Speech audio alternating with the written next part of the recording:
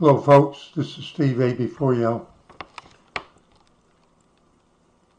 It's almost 10:15 p.m. on the 24th of July 2025. But earlier this morning, a little after 3 a.m., I was recording a video and something happened out here. The window was open to get some cool air. It's US64 out there, 5 lanes. Now, you can see my head in the lower right-hand corner, and if you look, you're seeing the beginning of the first of 3 video segments. I'm going to do this so that you can see the 3 short recordings fully. So what I'll do is this. All right. Now I'm going to play the first video recording segment out of the longer video. I'm going to turn the volume up. And this occurred at about 3:12 a.m. Kelly, I'm big mafia guy. Something's happening.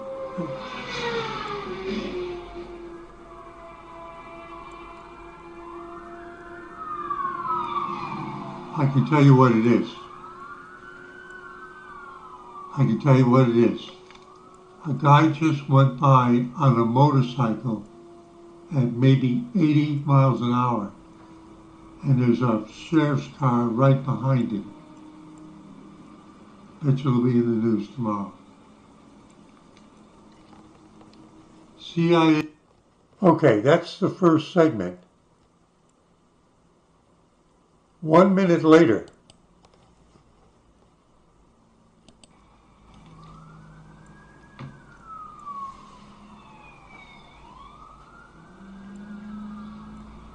so more sheriff's cars. Leonard Skinner joined in. And then about 4 minutes after that, about 4 minutes further, more sirens. There's the motorcycle. He came back this way. That's the motorcycle they're chasing.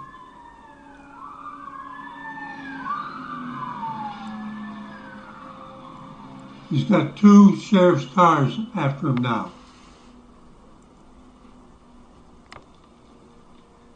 Fits in with this. Eagles, Leonard Skinner. Here comes another chase car. That's 3 chase cars. Leonard. Okay, those are the 3 segments cut out of a much longer video. And I'm going to turn my face back on.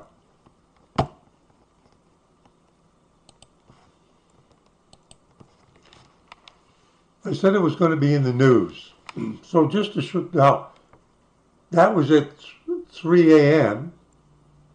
and now it's 10 p.m.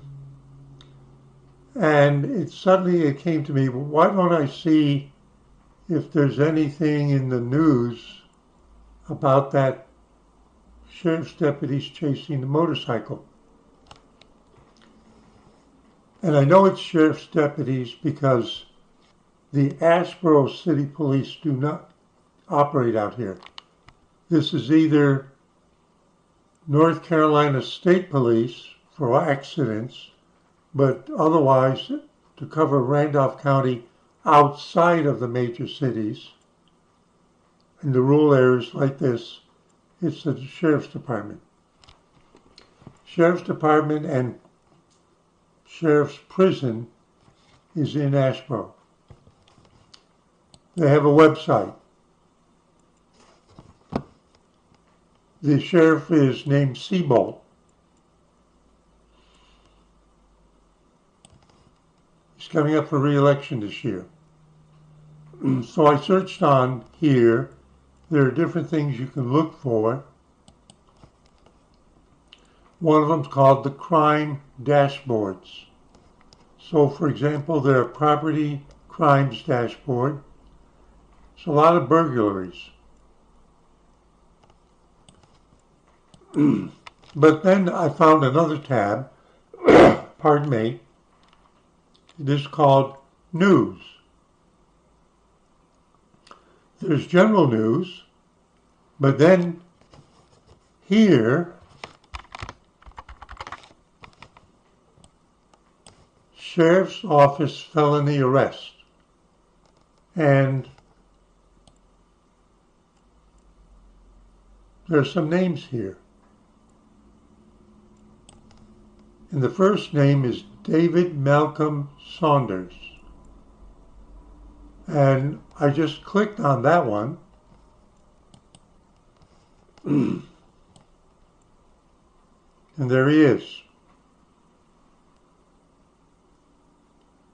Age 27.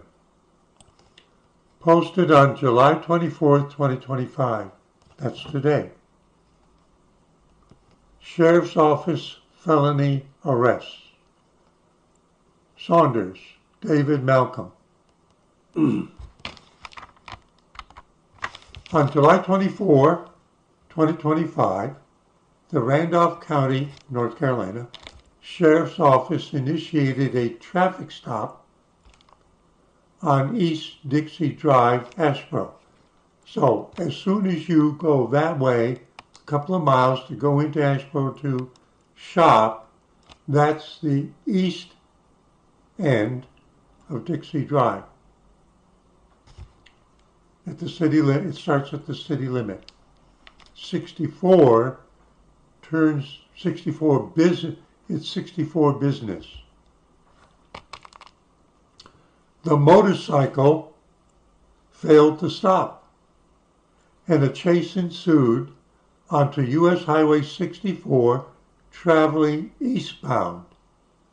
So the first clip I played for you, the motorcycle was going in this direction toward Ramseur, so that's eastbound.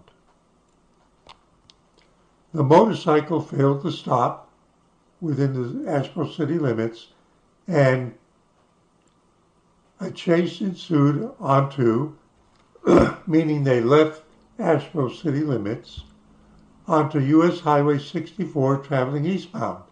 The driver made multiple U-turns on Highway 64 and eventually continued west back into Asheboro city limits. That's US 64 out here. We know they chased somebody on a motorcycle at very high speed this way, and we heard another one off in the distance down there, and then come back.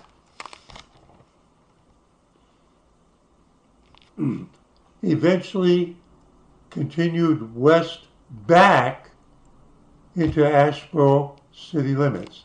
From here to there is about 3 miles. The driver veered right onto East Salisbury Street, which is near the eastern city limit, and took additional side streets, residential streets, with law enforcement later losing sight of the motorcycle. Multiple Asheboro police officers and Sheriff's Office deputies circulated the area. They began a search, locating the motorcycle parked behind a residence. The motor was probably still hot,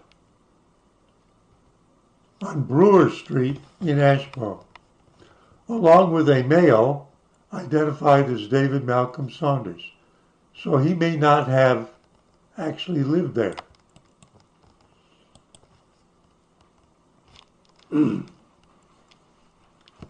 Okay.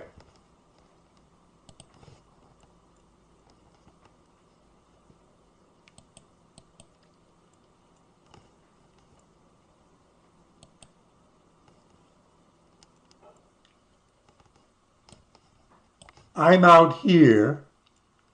They chase it back into town. The motorcyclist did not get on the bypass, but where it used to be 64 and is now Business 64. This is East Salisbury Street. I said it's right at the city limit. And then he went into residential areas, and they lost sight of him. And the Asheboro Police patrol cars joined with the Randolph County Sheriff's cars searching. Here's East Salisbury, and here is Brewer Street from here along to here, Greensboro Street and Woodlawn Street. Now, when I go to my doctor's office, I get off of Business 64 on East Fresno. I follow it in, and sometimes, because it gets busy at this particular light and intersection, I cut down on Meadowbrook and I go up the little hill on Brewer Street to get onto Greensboro to get to my doctor's office here.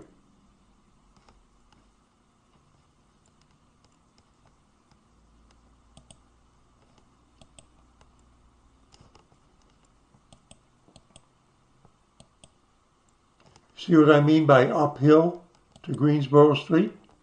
Then you have to come to a stop sign. Now it said they found it behind a residence.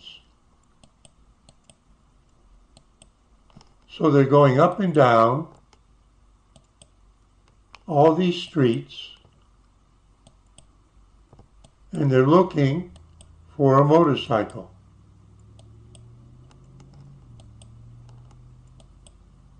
And they spotted one. And the rider was with it. He was arrested, and I'm assuming the engine on the motorcycle was still hot and looked like the one they were chasing. It wouldn't make any sense to try to arrest him if he was sitting on a motorcycle that had a cold engine, because it doesn't sound like they took very long to find him. He was arrested and transported to the Randolph County Detention. You can tell I used to live in Raleigh. Randolph County Detention Center, where the magistrate found probable cause for felony flee/elude arrest with a motor vehicle, drive/allow motor vehicle no registration. So you didn't have a license plate on it, which may have been why there was a traffic stop, I'm guessing. Speeding, well, we heard it, and driving left of center, which means he was weaving in and out of cars in his lane. So Saunders received a $5,000 secured bond, and a first appearance was set for July 24th,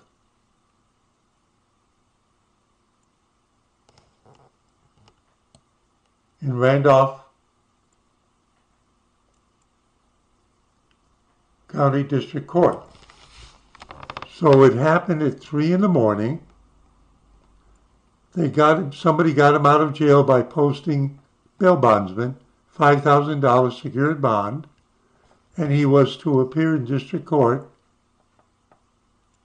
a few hours later. So what I've done is connect a report on the county sheriff's website with what happened out here. And I have good reason to believe that I'm not mistaken. But in the meantime, I allege that this is most likely the person riding the motorcycle that I heard out the window starting at 3:12 this morning. This is Steve A.B. Foyel, just an idiot running his mouth And I'm going to say one further thing. Because of where I live, there isn't a day that goes by that I don't hear the EMS wagon. Most days, I hear, not all days, most days, while I'm sitting here editing videos, especially in the evening after dark, I hear the sheriff's cars go by. And the only way I would hear them go by is that they are at high speed and they have their siren on. It doesn't mean they're chasing somebody necessarily, as occurred at 3 a.m. this morning. They may be going somewhere to help save a person's life that's in trouble. As a matter of fact, I would say most of the runs I hear, I have no reason to believe that they are on anything other than a mercy run, just like the EMS.